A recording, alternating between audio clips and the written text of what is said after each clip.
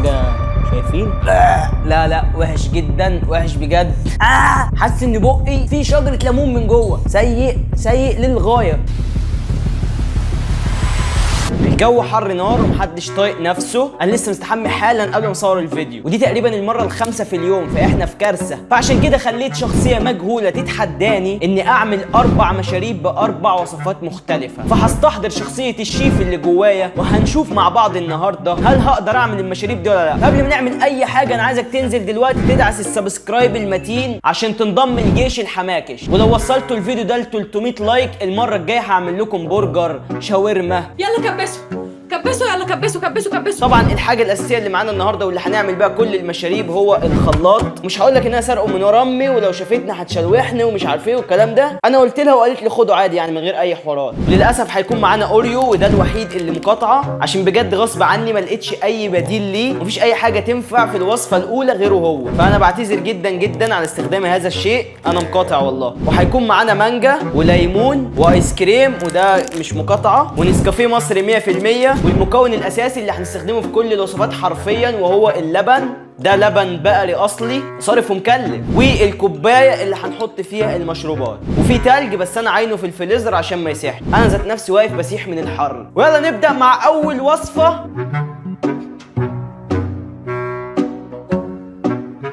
المكونات هتكون اوريو، لبن، تلج، سكر، ايس كريم. طريقه التحضير: يتم وضع كل المكونات في الخلاط ثم استخدم قطعه ايس كريم وقطعه اوريو للتزيين. استعنا على الشاي بالله. اول حاجه يا معلم هنفتح كيس الاوريو، هو فيه 3 قطع فهنحط قطعتين وهنسيب دي للتزيين. انا جبت الصغير بقى عشان كده كده مقاطعه فمش هننفعهم كتير. وهنفتح مع بعض الايس كريم.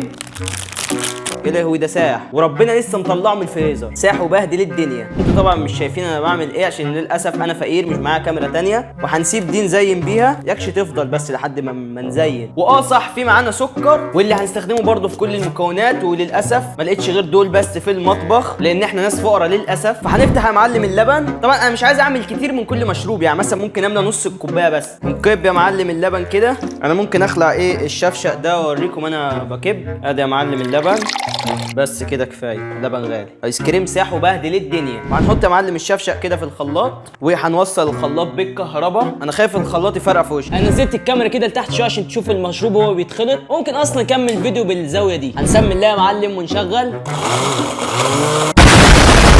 بجد انا بخاف من صوت الخلاط مش عارف ليه. طبعا انا نسيت احط سكر فدلوقتي هحط سكر. واتوقع ان في ايس كريم واوريو فيهم سكر فمش هنكتر، ممكن مثلا نحط معلقه واحده عشان السكر غالي طبعا. ونشغل مره تانية يا معلم.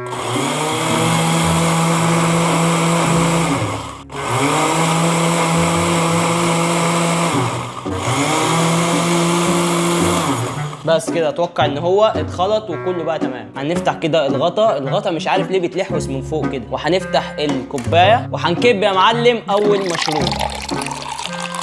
عايزين نكب كده ما نخليش اي حاجه. وهنزين من فوق بحته الايس كريم اللي ساحت اصلا. انا مش عارف دي هنزين بيها ازاي، نعمة دي حرام. وهنمسك كده حتة الأوريو هنفتحها نصين ونحطها. وده الشكل النهائي بتاع المشروب. هنسمي الله ونجرب. بجد يا جدعان طعمه جامد جدا. وعلى فكرة ما كانش محتاج سكر. أنا حسيت إن هو لما حطيت سكر بقى مسكر زيادة. أول مشروب أديله 10 من 10 بجدارة، حاجة جامدة فشخ.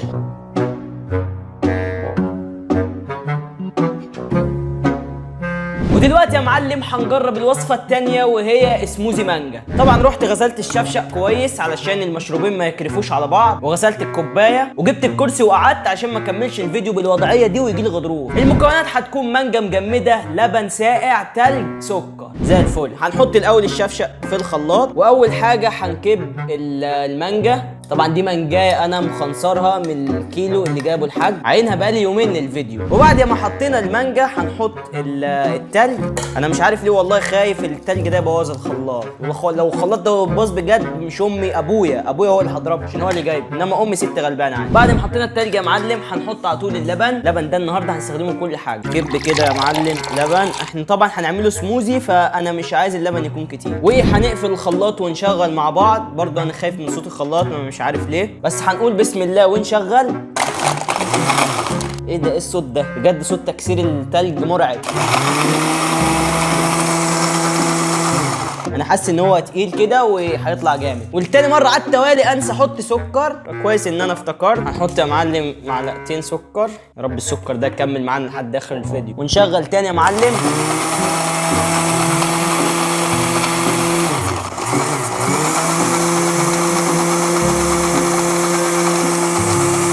اتوقع كده بقى كويس جدا. هنحط دي كده على جنب وهنجيب الكوبايه ونكب يا معلم. شايفين القوام بتاعه؟ شايفين؟ حاجه عظمه. المفروض كنت سبت شويه من المانجا حطيتهم من فوق على الوش، بس انا عشان حمار ما سبتش.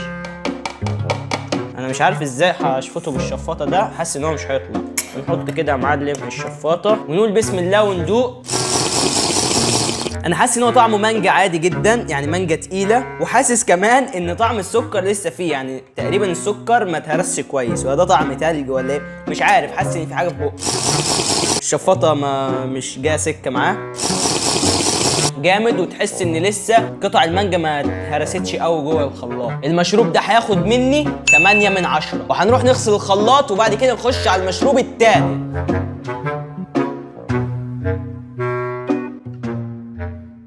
اكتشفت ان المشروب اللي بعده مش هنحتاج فيه الخلاط لانه هيكون ايس كوفي. المكونات: معلقه نسكافيه، سكر، مياه، لبن، تلج. طريقه التحضير: يتم وضع معلقه من النسكافيه زائد السكر زائد الماء في زجاجه، ويتم الرج لعمل الرغوه، ثم يتم وضعهم في الكوب مع التلج. اللي هو يعني هنحط اللبن بعد كده التلج بعد كده نحط اللي عملناه الرغوه ده فوقيه. تمام الدنيا مرتاحه. هنا انا جبت ازازه فيها شويه ميه، واول حاجه هنحط السكر. هنحط كده ايه معلقتين سكر، مش عايز اوقع حاجه بره، السكر غالي، حاسس السكر ده مبلول. بس كده حطينا سكر كفايه. وهنحط كيس النسكافيه ده اللي هو انا اتوقع ان هو معلقه زي ما مكتوب في الوصفه. كب كده النسكافيه جوه. هنقفل الازازه يا معلم. هنبدا اننا نرج فيه.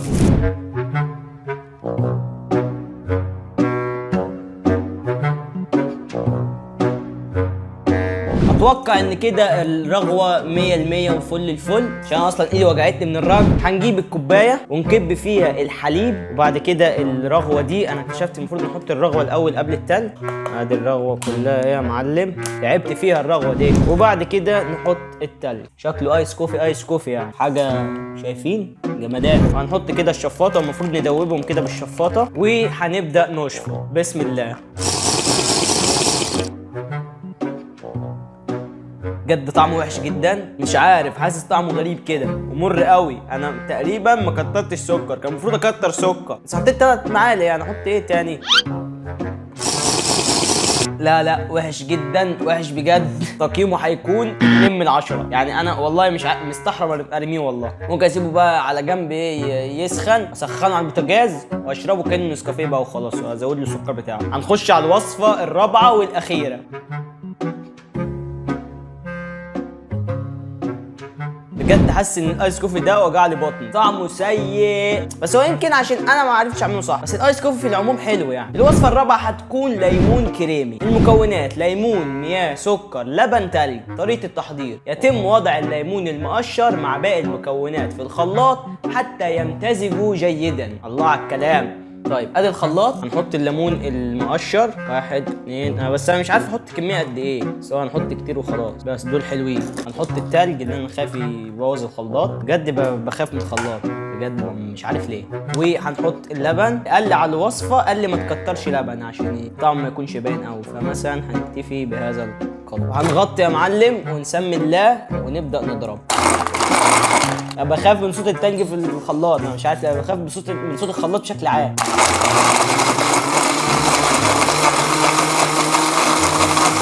نسيت برضه احط سكر، انا بجد مش عارف ايه حوار ان انا بنسى السكر ده. نحط بقى ايه سكر كتير عشان الليمون ده حامض، السكر مش كتير عامه يعني.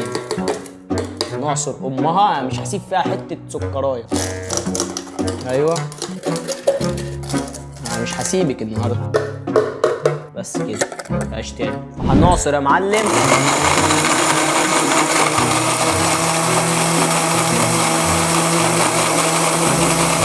طيب اتوقع ان كده حلو. ده بقى هنحط في الطبق مش في الكوبايه، عشان ايه؟ كريمي فيتاكل بالمعلقه، مع انه مش كريمي خالص، انا حاسس ان هو بقى سايل عادي. هنكب كده يا معلم. لا هو سايل مش كريمي ابدا. طيب هنسمي الله كده وندوقه بالمعلقه. بجد ايه الطعم ده؟ لا يا جماعه، لا لا لا. حاسس ان بقي فيه شجره ليمون من جوه، طعمه سيء سيء، اسوأ من مال اليتيم بجد. 0 من 10، 0. ده الايس كوفي كان ارحم. لا لا لا، عصير ليمون تقيل وفي قشر بجد. ايه ده؟ سيء سيء للغايه. وكده يا شباب نكون وصلنا لنهايه فيديو النهارده. اول مشروبين طلعوا حاجه جامده جدا والتانيين ما يتشربوش اصلا او ما عرفناش نعملهم، بس بجد لا، الليمون ده بالذات سيء سيء للغايه. لو عجبك الفيديو ما تنساش تعمل سبسكرايب للقناه عشان تنضم الجيش الحماكش، تبقى حمكوش قد الدنيا. ولايكات بقى كتير على الفيديو لو عايزين منه جزء تاني، سواء بقى مشاريب تانيه او اكل بقى، فراخ، شاورما، برجر. خلي بالكم في شيف هنا جوه. لو انت وصلت لحد اللحظه دي من الفيديو فانا بجد بحبك جدا جدا، فاكتب لي دلوقتي في الكومنتات وانا كمان بحبك. وده بجد انا مش عارف اعمل فيه ايه والله بجد. في كميه لبن وكميه ليمون، والمشكله انا كنت جايب ليمون تاني مش عارف، هحاول اكله للبطن.